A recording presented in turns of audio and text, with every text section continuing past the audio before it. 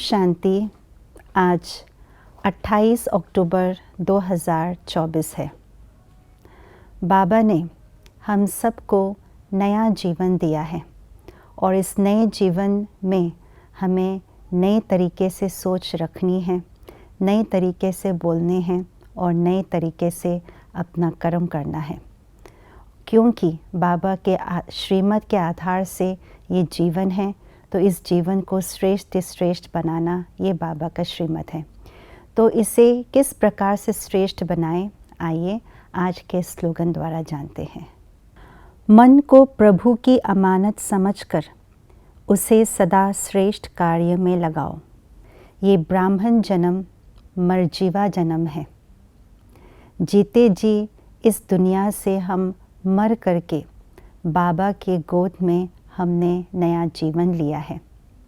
दुनिया में अगर कोई व्यक्ति मर जाता है तो उसे नया शरीर मिलता, नया परिवार मिलता, नए हाव भाव तौर तरीके भी उसे प्राप्त होते हैं। यहाँ पर हम मरजीवा बाबा के गोद में जीते जी जब मर चुके हैं तो हमें ईश्वरीय संस्कार मिला है, ईश्वरीय ज्ञान मिला है। सब कुछ ईश्वर की देन है, कुछ मेरा नहीं है। मैं तो इस दुनिया में रह कर के मर चुकी हूँ और जो कुछ भी नई चीज़ मिली है वो भगवान ने मुझे दिया है। यानी ये तन भी भगवान के लिए है, मन भी भगवान के लिए है और सब कुछ संबंध संपर्क सब कुछ भगवान के लिए है। माना ये सब भगवान की अमानत है। तन मन धन जन सब भगवान की अमानत है। भगवान ने मुझे इन सब चीज़ों को संभाल करने के लिए रखा है। अगर हम इसे अमानत समझ करके चलते हैं, मेरा अपना नहीं क्योंकि भगवान की देन है, तो इनसे हम बहुत श्रेष्ठ कार्य कर सकते हैं। तो सबसे पहले अपने मन को अमानत समझे।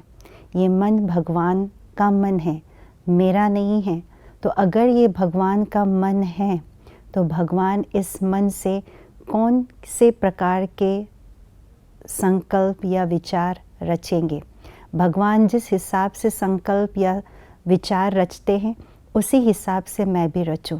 तो मुझ आत्मा के द्वारा ये जो संकल्प मन के द्वारा जो संकल्प रचते हैं तो भगवान बाप समान ही रचेंगे।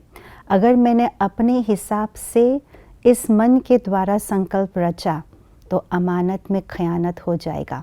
यानी मन को मैंने अपना मान करके अपने रीति से सोचा या संकल्प किया तो ये खयानत हो जाएगा। इसलिए ये मन भगवान का है। तो मन द्वारा जो कुछ भी मैं सोचती हूँ, जो कुछ भी भावना मैं मन के अंदर लाती हूँ, वो भगवान के श्रीमत के आधार से ही होगा। तभी ये मन श्रेष्ठ कार्य में लग सकते हैं, विश्व कल्याण के कार्य में लग सकते हैं। दूसरों को, जो दुखी और अशांत आत्माएं हैं, उनको सुख शांति देने के कार्य में लग सकते हैं। अगर मैंने खयानत मान करके इस मन को अपने रीति से चलाया तो मन के द्वारा अनेक तरह के विकर्म हो सकते हैं, पाप हो सकते हैं। इसलिए ये ना तन ये मेरा है, ना धन मेरा है, ना मन मेरा है। ये सब प्रभु की अमानत है। मुझे प्रभु की अमानत को संभाल करनी है, उसे श्रेष्ठ कार्य में, विश्व कल्याण के कार्य में लगानी है। ओम शांति।